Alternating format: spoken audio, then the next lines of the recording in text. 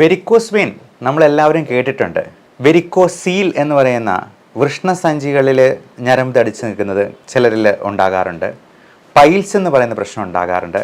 ഇതെല്ലാം ഏകദേശം ഒരേ പത്തോളജി കൊണ്ടാണ് ഉണ്ടാകുന്നത്. അശുദ്ധ രക്തം കെട്ടിക്കിടക്കുന്നതാണ്.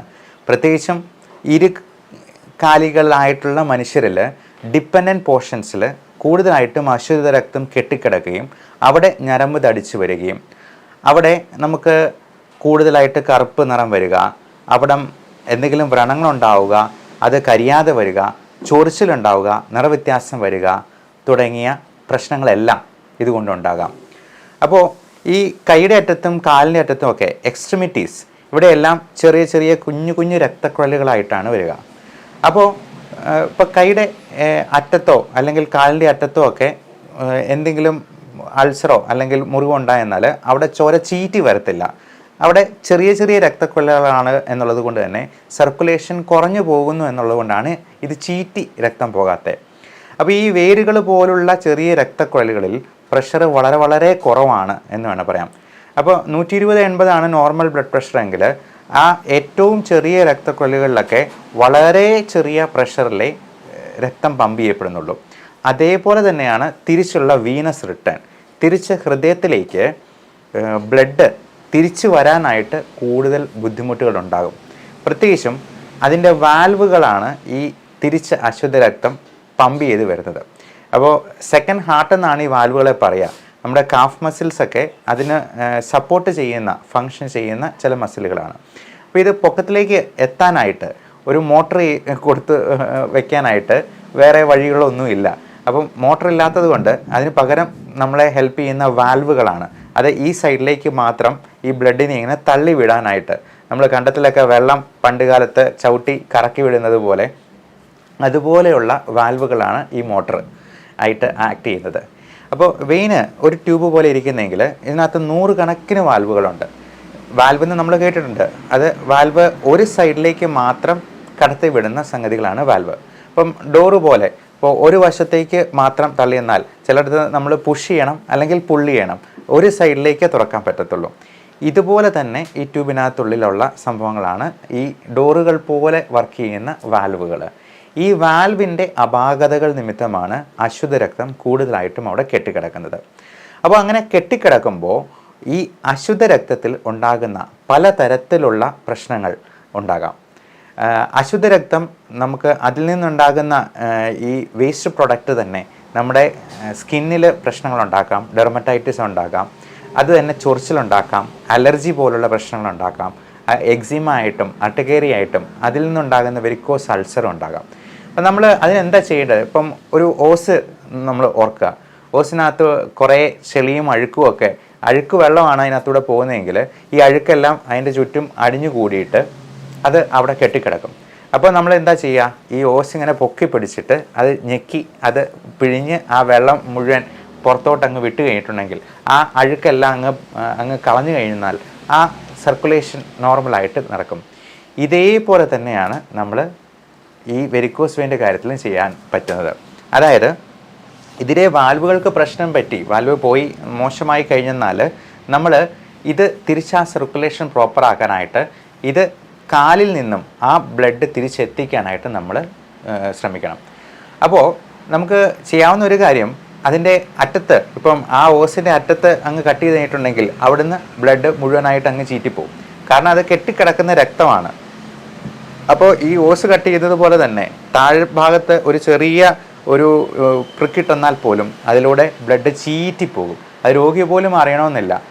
ചിലപ്പോൾ രോഗി നോക്കുമ്പോഴത്തേക്കും ബ്ലഡ് ചീറ്റി നിലത്തെല്ലാം ബ്ലഡ് വീണ് കിടക്കുന്നു എന്നുള്ള ഒരു സ്ഥിതിവിശേഷം കാണും.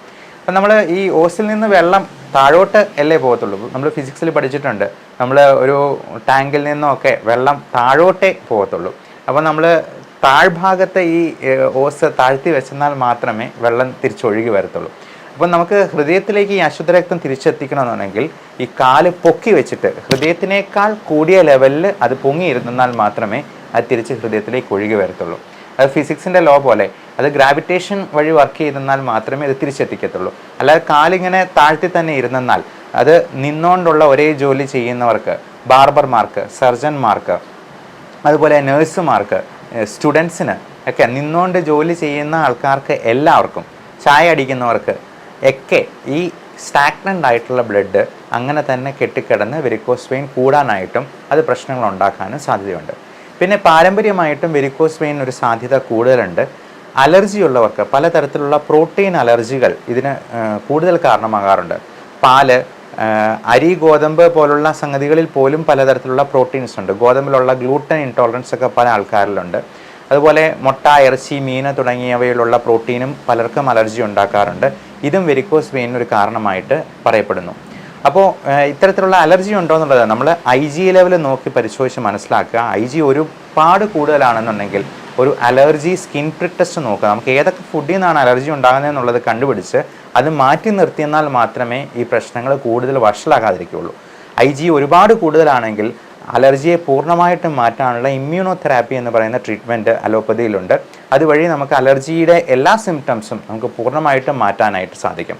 ഇപ്പോൾ വെരിക്കോസ് അൾസർ ഒത്തിരി വഷളായി കഴിഞ്ഞാൽ ആ ഭാഗത്തെ കോശങ്ങളെല്ലാം നിർജീവമാകുകയും അത് വളരെ വലിയ തരത്തിലുള്ള പ്രശ്നങ്ങൾ ഉണ്ടാക്കുകയും ചെയ്യാം. അപ്പോൾ നമുക്ക് ഇതിന് പ്രത്യേകമായിട്ടും നമ്മൾ ചെയ്യേണ്ട ഒരു ടെസ്റ്റുണ്ട്, USG venous colour Doppler scan. കാരണം ഇതിനുള്ളിൽ എന്തെങ്കിലും രക്തക്കട്ടകൾ ഉണ്ടായിട്ടുണ്ടോ എന്നുള്ളത് നമ്മളറിയണം. അപ്പം അതല്ലാതെ നമ്മളിങ്ങനെ മസാജ് ചെയ്യുന്നതും കാല് പൊക്കി വെച്ചിട്ട് മസാജ് ചെയ്യുന്നതും ഒക്കെ ചിലപ്പോൾ ഈ കട്ട അവിടെ നിന്ന് ഡിസ്ലോഡ്ജ് ചെയ്ത് ഹൃദയത്തിലോ ശ്വാസകോശത്തിലോ ബ്രെയിനിലോ ഒക്കെ പോയി അവിടെ കൂടുതൽ പ്രശ്നങ്ങൾ ഉണ്ടാക്കാം. പൾമണറി എംബോളിസം, ത്രോംബോ എംബോളിസം എന്ന് പറയുന്നത് ഈ രക്തക്കട്ട പോയി ബ്ലോക്ക് ചെയ്യുന്നതാണ്.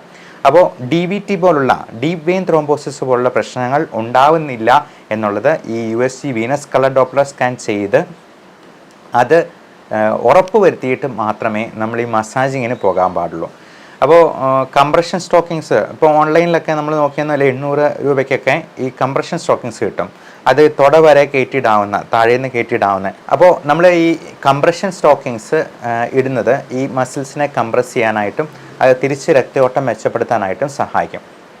ഇനി നമുക്ക് DVT ഒന്നും ഇല്ലയെന്ന് കളർ ഡോപ്ലർ സ്കാനിൽ നമുക്ക് വ്യക്തമായിട്ട് കൺഫേം ചെയ്യാൻ പറ്റിയിട്ടുണ്ടെങ്കിൽ നമുക്ക് ചെയ്യാവുന്നത് കിടന്നിട്ട് കാല് നേരെ 90 ഡിഗ്രി ആംഗിളിൽ പൊക്കി വയ്ക്കുക. പരമാവധി ഉയരത്തിലേക്ക് ചാരി വയ്ക്കുകയോ എല്ലാം ചെയ്യാം. വേറെ ആരുടെയെങ്കിലും സഹായത്തോടെ കടുകെണ്ണയോ അല്ലെങ്കിൽ മുറിവെണ്ണയോ അങ്ങനെ എന്തെങ്കിലും ഒരു ഓയിൽ ഇട്ടിട്ട് ഈ വെയിൻസിൻ്റെ അറ്റത്തൂടെ മിൽക്കിംഗ് എന്ന് പറയും, നമുക്ക് കാലിൻ്റെ താഴ്ഭാഗത്തോട് നല്ലപോലെ മസാജ് ചെയ്ത് കൊടുക്കാം. അങ്ങനെ ചെയ്യുമ്പോൾ തന്നെ നമുക്ക് ഈ കാല് വേദനയ്ക്കും കടച്ചിലിനുമൊക്കെ നല്ല കുറവുണ്ടാകും, നല്ല ആശ്വാസം ഉണ്ടാകും. പിന്നെ ഇതിന് ചെയ്യുന്ന ഏറ്റവും നല്ല ശാസ്ത്രീയമായിട്ടുള്ള ട്രീറ്റ്മെൻ്റ് ഉണ്ട്. അപ്പോൾ നമുക്കതിന് കാൽഷ്യം ഡോബിസലേറ്റ് പോലുള്ള സപ്ലിമെൻറ്റ്സ് കൊടുക്കാം. ഇത് നമ്മുടെ ബ്ലഡിൻ്റെ ഇലാസ്റ്റിസിറ്റി കൂട്ടാനായിട്ടും നമ്മളെ സഹായിക്കും. പിന്നെ ഇതിന് ഈ വെയിൻസിൽ നമ്മൾ ഡൈ ഇഞ്ചെക്റ്റ് ചെയ്ത് അല്ലെന്നുണ്ടെങ്കിൽ അതിൽ ചെറിയ പശ പോലുള്ള സാധനങ്ങൾ ഇഞ്ചെക്റ്റ് ചെയ്ത് ആ വെയിൻസിനെ നമ്മൾ അങ്ങ് ഒട്ടിച്ചു വിടും. അപ്പോൾ അവിടെ കെട്ടിക്കിടക്കുന്ന ആ രക്തം അത് കുഴപ്പമുണ്ടാക്കാതെ നമുക്കത് ചെയ്യാനായിട്ട് പറ്റും. പിന്നെ ഈ വെയിൻസിൻ്റെ സ്ട്രിപ്പിംഗ് ഉണ്ട്, അത് സ്ട്രിപ്പ് ചെയ്ത് മാറ്റിക്കഴിഞ്ഞാൽ അത് പൂർണ്ണമായിട്ടും നമുക്കത് മാറ്റിക്കളയാൻ പറ്റും.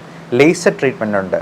പിന്നെ ഇതിന് പലതരത്തിലുള്ള ഹിജാമ പോലുള്ള ലീച്ച് തെറാപ്പി, ഇതൊന്നും ശാസ്ത്രീയമായിട്ട് പ്രൂവ് ചെയ്തിട്ടുള്ളതല്ല, അതൊന്നും മെഡിക്കൽ കൗൺസിൽ അംഗീകരിച്ചിട്ടുള്ളതുമല്ല. മാത്രമല്ല ലീച്ച് പോലുള്ള ഇപ്പം അതിൻ്റെ ഉമിനീരിലൊക്കെ ചെറിയ വിഷാംശങ്ങളും ഉണ്ടാകാൻ സാധ്യതയുണ്ട്.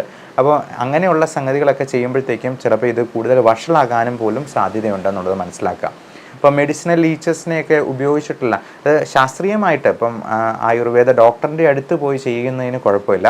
പക്ഷേ നമ്മൾ ഈ വൈദ്യന്മാരുടെ അടുത്ത് 10ാം ക്ലാസ് പോലും പാസ്സാവാത്ത വൈദ്യന്മാരുടെ അടുത്ത് പോയി ചികിത്സ ചെയ്യുന്നത് വളരെ ബുദ്ധിമോശമായിട്ടുള്ള കാര്യമായിരിക്കും എന്നുള്ളതും പ്രത്യേകം ഓർമ്മിപ്പിക്കുന്നു. അതേപോലെ ഇതിനുള്ള പലതരത്തിലുള്ള സപ്ലിമെൻറ്റ്സ്, പ്രത്യേകിച്ചും കൊളാജൻ, ഹൈലൂറോണിക് ആസിഡ്, കോൺട്രിയോട്ടിൻ സൾഫേറ്റ് തുടങ്ങിയവയെല്ലാം ഇതിൻ്റെ ഇലാസ്റ്റിസിറ്റി വർദ്ധിപ്പിക്കാനായിട്ടും ബ്ലഡ് സർക്കുലേഷൻ നോർമലാക്കാനായിട്ടും സഹായിക്കും. ബ്ലോക്കുകൾ ഉണ്ടാകാൻ സാധ്യത കൂടുതലുള്ളവരാണെങ്കിൽ, അതിൻ്റെ റിസ്ക് ഫാക്ടേഴ്സ് കൂടുതലുണ്ടെന്നുണ്ടെങ്കിൽ, ഉള്ളവരാണെങ്കിൽ, ബ്ലഡ് തിന്നേഴ്സ് കഴിക്കുന്നവർ ഉണ്ടെന്നുണ്ടെങ്കിൽ അതെല്ലാം കൃത്യമായ ഡോസേജിൽ കൃത്യമായ കാലയളവിൽ ചെക്കപ്പും ചെയ്ത് അത് പ്രശ്നങ്ങളൊന്നും ഉണ്ടാക്കുന്നില്ല എന്നുള്ളത് ഉറപ്പുവരുത്തണം. ഇതേ സംഗതി തന്നെയാണ് വെരിക്കോസീൽ എന്ന പ്രശ്നങ്ങൾ ഉണ്ടാക്കുന്നതും. ഈ പൈൽസ് എന്ന് പറയുന്നത് ഏനസിന് ചുറ്റുമുള്ള മലദ്വാരത്തിന് ചുറ്റുമുള്ള ബ്ലഡ് വെസൽസിൽ ബ്ലഡ് കെട്ടി നിന്നിട്ട് അവിടെ നിന്ന് ബ്ലീഡിങ് ഉണ്ടാവുക. നമ്മൾ ഒത്തിരി കോൺസ്റ്റിപ്പേഷന് ഒരുപാട് കട്ടിയായിട്ട് മലം പോകുമ്പോഴത്തേക്കും ആ ബ്ലഡ് വെസൽസ് പൊട്ടുകയും അവിടെ നിന്ന് ബ്ലീഡിങ് ഉണ്ടാവുകയാണ് ചെയ്യുന്നത്. വെരിക്കോസിൽ എന്ന് പറയുന്നത് സ്ക്രോട്ടത്തിന് ചുറ്റും, അതായത് വൃഷ്ണസഞ്ചിക്ക് ചുറ്റും ഇതുപോലെ ബ്ലഡ് വെസൽസ് കട്ടിയായിട്ട് വരികയും അവിടെ രക്തം കട്ട പിടിച്ച് അവിടെ ബ്ലോക്ക് ഉണ്ടായി കിടക്കുന്നതുമാണ്. അപ്പോൾ ഇതെല്ലാം ഒന്നല്ലെങ്കിൽ മറ്റൊരു തരത്തിൽ നമുക്ക് പ്രശ്നങ്ങൾ ഉണ്ടാക്കുന്നത് ബ്ലഡ് വെസൽസിൽ തന്നെയാണ്. അപ്പോൾ ബ്ലഡ് വെസൽസിന് വേണ്ട സർക്കുലേഷൻ നോർമലൈസ് ചെയ്യാനായിട്ടുള്ള മരുന്നുകളും അതിന് വേണ്ട ട്രീറ്റ്മെൻറ്റുമാണ് നമ്മൾ ചെയ്യേണ്ടത്. ലൈഫ് സ്റ്റൈലിൽ കൃത്യമായിട്ടുള്ള മാറ്റങ്ങൾ കൊണ്ടുവരുത്തണം. ഒരുപാട് സെഡൻറ്ററി ലൈഫ് സ്റ്റൈൽ, ഒരേ ഇരിപ്പിൽ തന്നെ ജോലി ചെയ്യുന്നവർ, ഒരേ നിപ്പിൽ തന്നെ കാല് തൂക്കി വെച്ചുകൊണ്ട് ജോലി ചെയ്യുന്നവർ, ടൈലേഴ്സ്, അങ്ങനെയുള്ളവർക്കൊക്കെ. ടൈലേഴ്സിന് പിന്നെയും നമ്മൾ ആ ഒരു ആക്ഷൻ ഉള്ളതുകൊണ്ട് ഈ കാഫ് മസിൽസിനെ സ്ട്രെങ്തൻ ചെയ്യുന്ന രീതിയിലുള്ള എക്സസൈസാണ് അവർ ചെയ്യുന്നത്. അതുകൊണ്ട് തന്നെ അവർക്ക് അത്രയധികം പ്രശ്നം വരത്തില്ല. പക്ഷേ ഒരേ ഇരിപ്പിൽ തന്നെ ഇരുന്ന് ചെയ്യുന്ന IT പ്രൊഫഷണൽസിനാണെങ്കിൽ പോലും ഈ പ്രശ്നങ്ങളൊക്കെ കൂടുതലായിട്ടുണ്ടാകാനുള്ള സാധ്യതയുണ്ട്. Sitting is A new smoking എന്ന് പറയും. അതുകൊണ്ട് 10 മിനിറ്റ് കൂടുമ്പോഴെങ്കിലും എണീറ്റ് നിന്ന് എക്സസൈസ് ചെയ്യാനായിട്ടും ഒന്ന് നടന്നിട്ട് വരാനെങ്കിലും നോക്കുക. കാഫ് മസിൽ സ്ട്രെങ്തനിങ് ആയിട്ടുള്ള സോളിയസ് മസിൽ പുഷപ്പ് പോലെ നമുക്ക് തിയേറ്ററിൽ സിനിമ കണ്ടുകൊണ്ടിരിക്കുമ്പോൾ പോലും ചെയ്യാവുന്ന എക്സസൈസാണ് സോളിയസ് മസിൽ പുഷപ്പ്. അത് പാദത്തിൽ ഊന്നി നമ്മൾ പതുക്കെ കാല് മാത്രം പൊക്കുന്ന എക്സസൈസാണ്. അതുവഴി കാഫ് മസിൽസിനെ കൺട്രാക്ട് ചെയ്യുകയും ഈവൻ ബ്ലഡ് ഷുഗർ ലെവൽ വരെ 50 mg/dL നമ്മൾ ഒരു 10 മിനിറ്റ് ചെയ്യുമ്പോൾ തന്നെ അത്രയും കുറവ് വരുന്നു എന്നുള്ളതാണ് പഠനങ്ങളെ കാണിക്കുന്നത്. അപ്പോൾ വെറുതെ ഇരുന്നുകൊണ്ട് പോലും നമുക്ക് എക്സസൈസ് ചെയ്യാമെന്നുള്ളത് മനസ്സിലാക്കുക. നമ്മൾ ഈ സെഡൻറ്ററി ലൈഫ് സ്റ്റൈൽ മാറ്റിപ്പിടിക്കാനായിട്ട് ശ്രദ്ധിക്കുക. വെരിക്കോസ് വെയിനെ കുറിച്ചിട്ടുള്ള ഏകദേശ ധാരണ കിട്ടിയെന്ന് വിശ്വസിക്കുന്നു. എല്ലാവർക്കും നല്ല ആരോഗ്യം ആശംസിക്കുന്നു. Love and regards doctor Bipin Jose, Pulma medical centre, Pala, Kanjirappally and Sultan Bathery.